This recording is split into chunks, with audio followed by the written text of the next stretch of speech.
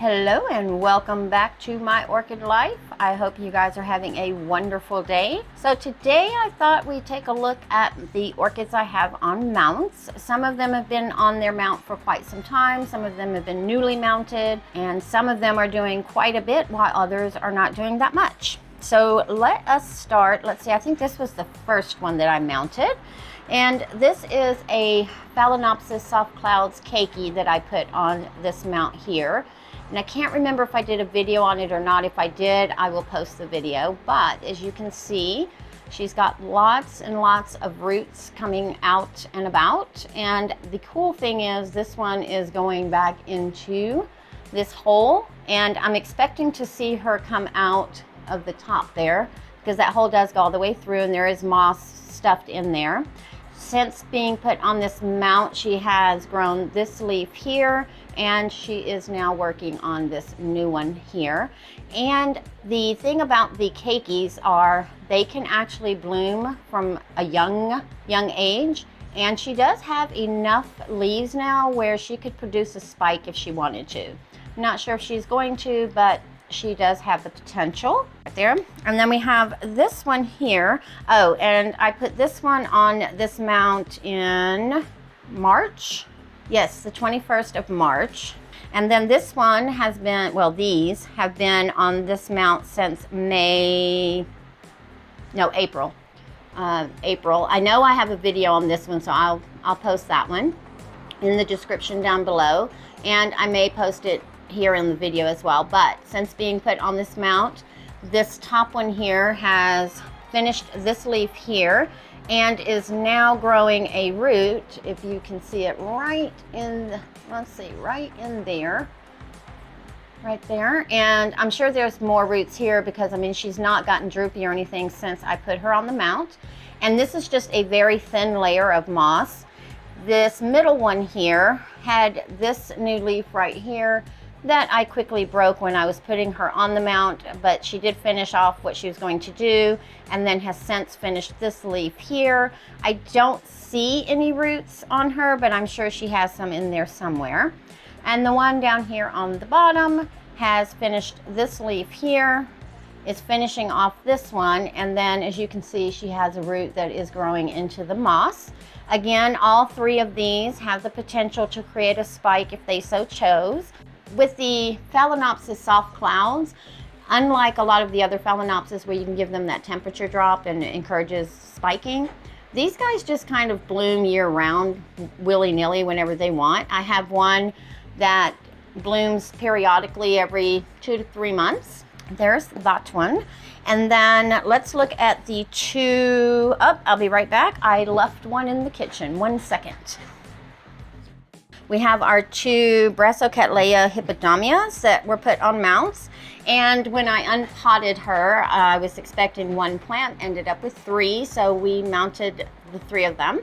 This one here is a single growth and she grows in my kitchen by my window. And that's why this new growth is growing down. She's going towards the light, but she has new root growth here as well as, I think that's the only one I see. Yep, that's the only root right now that she does have, but this new growth is carrying on, and these leaves that she has already have not dehydrated in any way since being put on the mount. I do see some of these roots right here. This root looks really bad, but it's still firm, so it's still absorbing.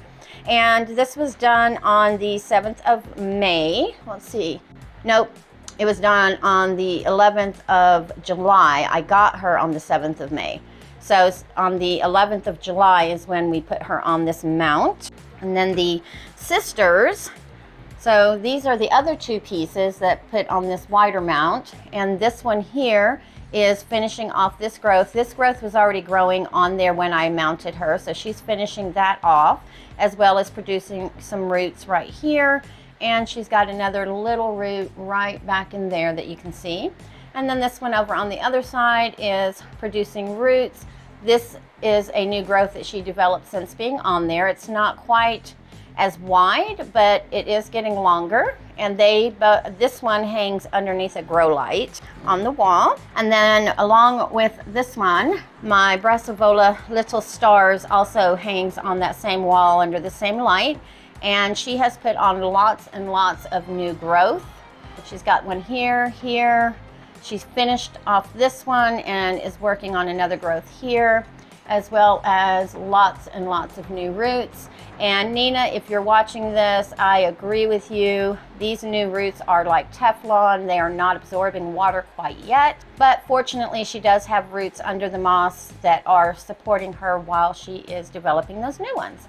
Again, I still don't see any blooming coming, but that's okay because eventually she will get strong enough and bloom for me.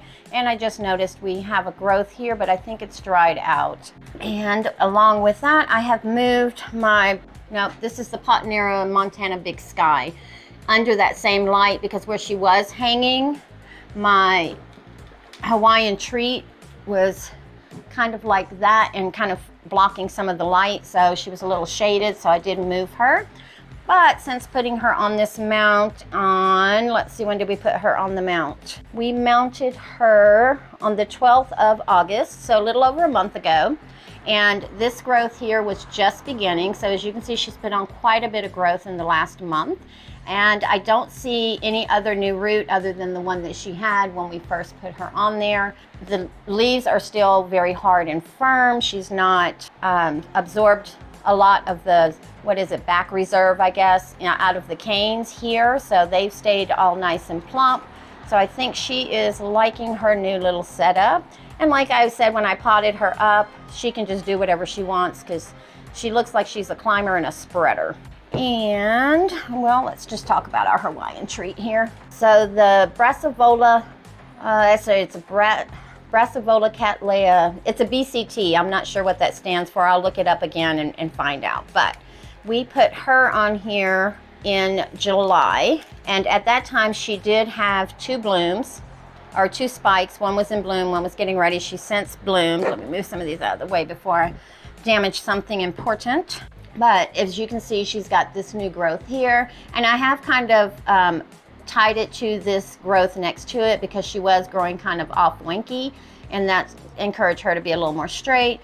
This one here is growing in behind a growth. And then we have a third growth here. This one here, I just cut the spike off of it about 2 weeks ago. So she should be producing some new roots here shortly, as well as she has a swelling here and a possible right in here. She is producing some new roots for me off of this older cane here. And I'm waiting to see those beautiful yellow-orange blooms again. I'm very sad to say. So this is my Shalariana that I am planning to send to Bobby from Cloud Forest Orchids and More in the spring. She has lost a leaf since remounting her. She came off of a mount and I remounted her. The Shalariana that I bought from Yoshi at Plants and Other Things ended up being two Shalariana, but she did lose a leaf. But this one here is doing fine. I didn't see why she lost the leaf. She didn't absorb it. It just fell one day. I'm thinking I may have bumped her and broken that leaf because there is still a piece of the leaf inside that's dry. There's no black or rot or anything in there. So I'm just waiting for a new leaf to grow or new roots or something for her to do. This one I do water every day just because she does have a limited root system, and I'm trying to keep this one leaf from dying off before she produces a new one. And that was put on there in, this is a recent one. So this was done on the 21st of August. And then my two latest, so this is the Tolumnia let's see, how do you say that? Hoxiana. There are 4 on here. So we've got that one, here's 2, 3, and then 4. And they seem to be doing okay. I do I do water her as well as the Varagata every morning. And then I'll spray these again in the afternoon when I get home, the exposed roots. But so far they're doing fine. They're not desiccating, they're not going down, so that's a good sign. and the mount is dry by the end of the day. So I read, and Bobby from Cloud Forest Orchids and More did suggest to make sure that the mounts were dry before the end of the day. Then we have our Tolumnia Variegata. There are 1, 2, 3, and then this is 4. So these two are kind of hooked together. And again, this mount does dry by the end of the day. And her roots that were exposed are not as good as the Hoxiana. They look like they're going over, but I still will miss them when I come home from work, just to kind of give them that extra moisture. But overall, they are doing well. So far, the fans are staying upright. They're still firm, so there's no rotting going on, and I'm very careful when I'm watering them. All of my mounts, I water them kind of away from the plant because the sphagnum moss will absorb the wetness and kind of bring it into the plant.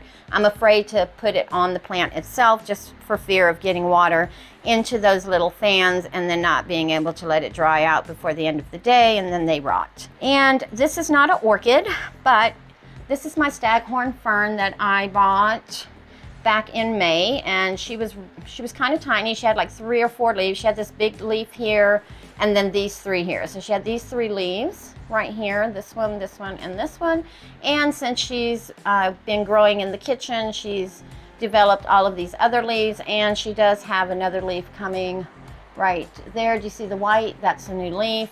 So she is on a piece of fencing wood that was extra, and I glued some sphagnum moss onto the cork, and then she's still got some of the soil that she came in that's in there, and then I just put the sphagnum moss around it and then just kind of tied her on there with the wire. And hopefully she ends up taking over this piece of wood, and then I plan on just taking this piece of wood and sticking it onto something else once she gets where she's just kind of overgrown this one. And with that is all I have to say about my mounted orchids. I feel like they're all doing rather well, except for the Shalariana over there. I'm babying her, but the rest of them are doing really well. In my environment, I am watering them probably right now every other day because we are keeping the house open. So it does dry out rather quickly here in the living room because I do also have a cross breeze. So about every other day I'm watering them right now. I do know that once the house gets closed up and the winter, oh God, I hate that word, and winter gets here and we're running the heat, I probably will have to water them every day just because, again, with the heat, they may dry out rather quickly. But that is a wait and see.